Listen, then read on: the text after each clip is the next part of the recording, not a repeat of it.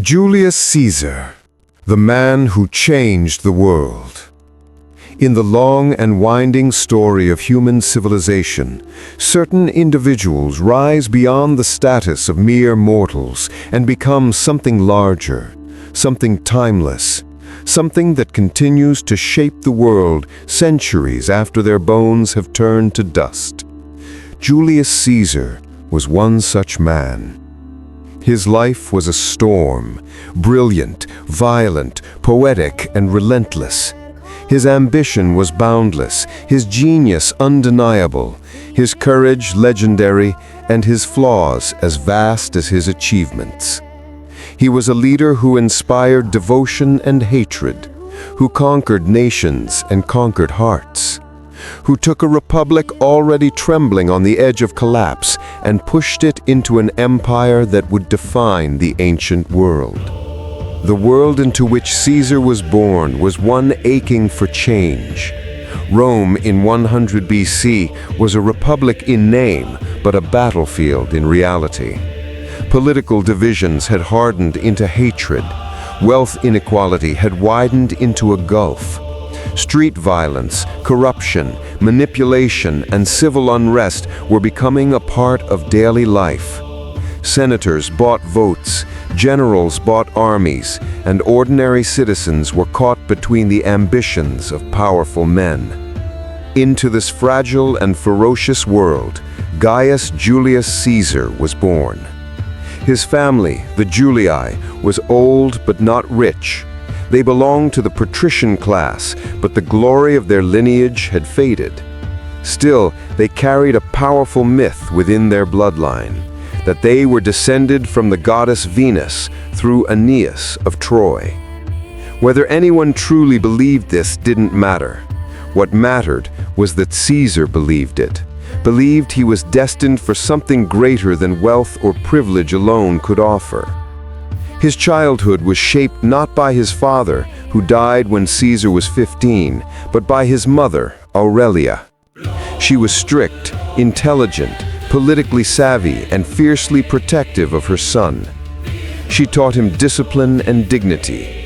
She taught him to speak with clarity and confidence. She ensured that he was well educated in literature, philosophy, and history.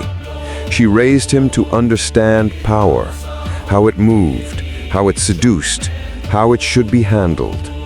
From her, Caesar inherited his sharp mind, his iron will, and his remarkable talent for reading people. From a young age, Caesar showed signs of unusual ambition. He was not content to follow the safe path laid out for him. He wanted to rise. He wanted glory. He wanted Rome to know his name. But destiny rarely reveals itself gently. When Caesar was still a young man, Rome fell under the control of a ruthless dictator, Lucius Cornelius Sulla. Sulla had seized power through civil war and maintained it with terror.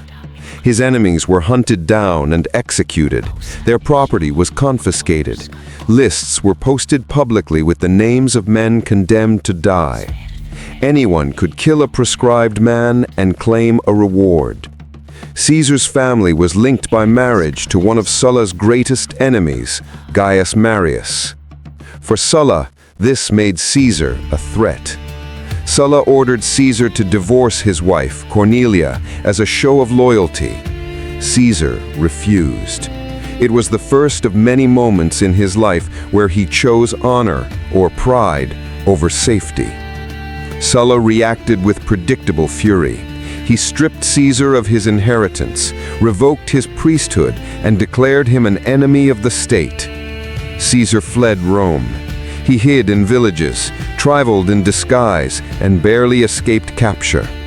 He fell ill with fever and nearly died, but he survived through courage, cunning, and a stubborn refusal to submit. Only after friends and relatives pleaded with Sulla did the dictator relent. Reluctantly, he pardoned Caesar. But as he signed the order, Sulla muttered words that would echo through history.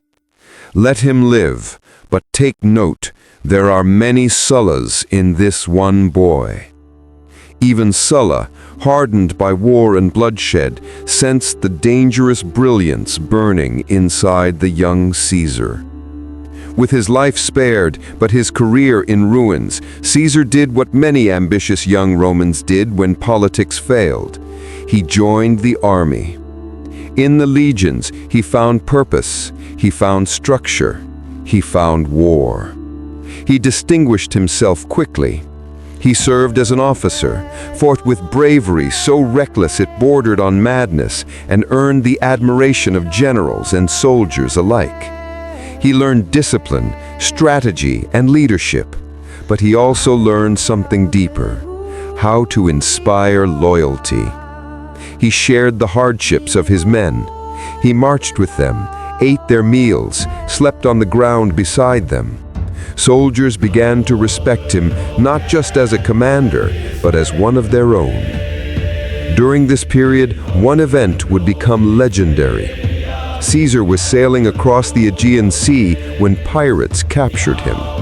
Pirates were common in these waters, but what was uncommon was the reaction of their captive. The pirates demanded a ransom of 20 talents of silver. Caesar laughed in their faces. He told them they clearly did not understand his value. They should demand 50 talents instead. Amused and confused, the pirates agreed.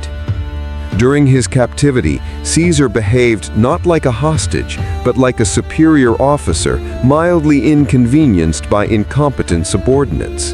He scolded them when they made too much noise while he was trying to sleep.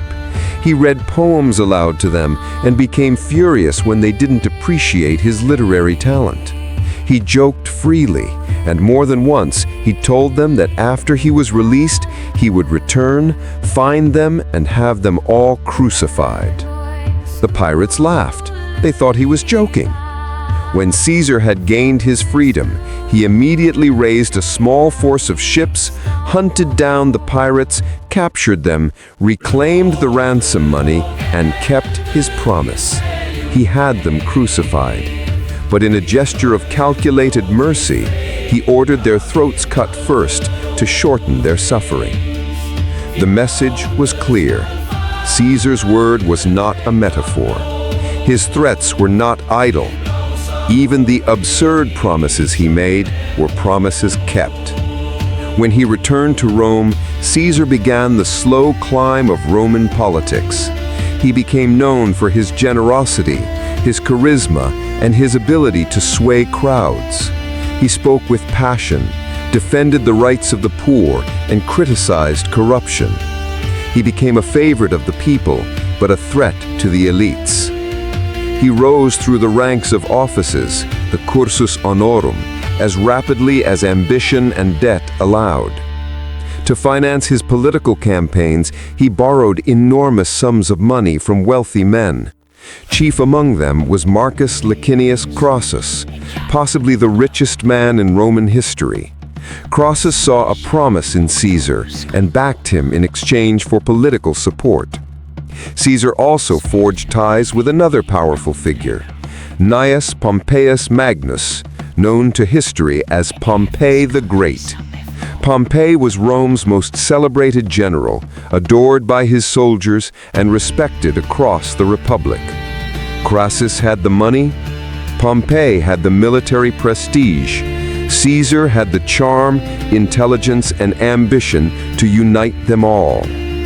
Together, they formed the First Triumvirate, an unofficial but unstoppable alliance that controlled Roman politics from behind the scenes. With their support, Caesar won the consulship. His term was controversial, marked by bold legislation and fierce opposition, but it solidified his political power. When his consulship ended, Caesar secured a governorship over vast regions of Gaul. Most Romans saw Gaul as a rough, wild land, full of tribes that Rome could never truly subdue. But Caesar saw something else. He saw an opportunity for glory on a scale that could remake his destiny. And so began one of the greatest military campaigns in ancient history, the Gallic Wars. For 8 years, Caesar fought across Gaul, facing tribes with fierce warriors who refused to bow to Rome. He fought on plains, in forests, across rivers, and in the shadow of icy mountains. He defeated tribe after tribe, forging alliances when useful and crushing resistance when necessary. He used psychological warfare, engineering marvels, strategic brilliance, and bold gambles to achieve victory after victory. He built bridges over mighty rivers in mere days, an act that stunned his enemies. He surrounded vast armies through clever traps and rapid marches. He wrote detailed accounts of his campaigns, Commentarii de Bello Gallico, not only to inform Romans, but to shape his own legend. His writings made him The world trembles. Winter tightened its grip over Rome, but the city was burning with political fever. In the vaulted halls of the Senate, men spoke in whispers, each weighing ambition against danger. Caesar was in his mid-50s now, but age had not dulled him. If anything, power radiated from him more fiercely than ever. Victories in Gaul, Egypt, Pontus, and Africa had honed him into something greater than a general. To the people, he was a father. To the army, he was a god. To his enemies, he was an existential threat. The new calendar he introduced reset time itself, a calendar the modern world still uses. He opened the treasury to the poor, restructured debt, built libraries, expanded citizenship, and planned new roads stretching into lands Rome had barely imagined. He appointed new magistrates, judges, and governors. He even drafted plans to drain the Pontine marshes, reroute rivers, and build the grandest temples Rome would ever see. It seemed nothing was impossible, and that terrified the Senate. For centuries, Rome had sworn that no king would ever rise again. The word rex was poison. The memory of Tarquin the Proud still haunted the Republic like a ghost. But now Caesar's statues showed him wearing the civic crown. His portraits resembled the images of old Hellenistic monarchs.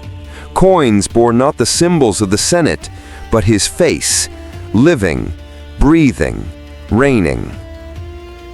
"Do we follow a republic or a monarch in all but name?" murmured Cato's surviving allies. The streets answered for them. Whenever Caesar appeared in public, tens of thousands crowded around him, chanting his name with the fervor of worship.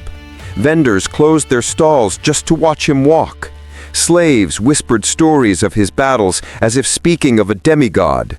Young boys tied red cloaks around their shoulders, pretending to cross the Rubicon. Rome was slipping out of the Senate's grasp. Caesar began planning a new campaign, his grandest yet, the conquest of Parthia, the empire that had humiliated Rome by killing Crassus and scattering the golden eagles. Caesar wanted to restore Rome's honor and perhaps push further, to India, to the horizon itself. He told his advisors he wanted to do what Alexander the Great had begun. But time was moving against him. The omens grew strange. Horses reportedly cried without cause. Birds circled the Capitoline at odd hours.